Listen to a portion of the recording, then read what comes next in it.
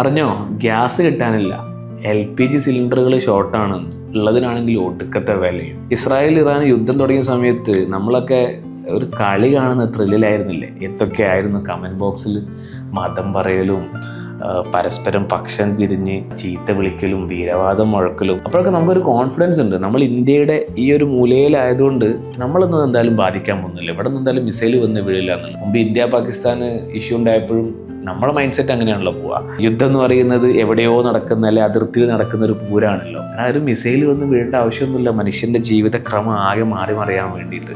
കുറച്ച് ദിവസം മുമ്പ് പെട്രോളിൻ്റെ ഡീസലിന് വില കൂടാൻ പോകാമെന്ന് പറഞ്ഞപ്പോൾ തന്നെ നോർത്ത് ഇന്ത്യയിലേക്കുള്ള പെട്രോൾ പമ്പിൽ ഉണ്ടായിരുന്ന റഷ് നമ്മൾ കണ്ടതാണ്. ഇപ്പോൾ ഗ്യാസിൻ്റെ വില കൂടി, ഇനി പെട്രോളിൻ്റെ ഡീസലിൻ്റെയും ഷോർട്ടേജ് വരും, ആവശ്യ സാധനങ്ങളുടെ വില കൂടും. അൾട്ടിമേറ്റ്ലി യുദ്ധം എന്ന് പറയുന്നത് ആ നാട്ടുകാർക്ക് മാത്രമല്ല, മനുഷ്യരാശിക്ക്, മനുഷ്യന് നഷ്ടങ്ങൾ മാത്രം വരുത്തി വെക്കുന്ന ഒന്നാണ്. നമ്മളെ ബാധിക്കാൻ തുടങ്ങിയെങ്കിൽ ജസ്റ്റ് ഒന്ന് ആലോചിച്ച് നോക്ക്. ഇറാനിലും ഇസ്രായേലിലും മിഡിൽ ഈസ്റ്റിലും ലെബനിലും കുറച്ച് ദിവസങ്ങൾക്ക് മുമ്പൊക്കെ നമ്മൾ ചർച്ച ചെയ്തിരുന്ന ഫലസ്തീൻ എന്ന് പറയുന്ന ഒരു രാജ്യമുണ്ട്.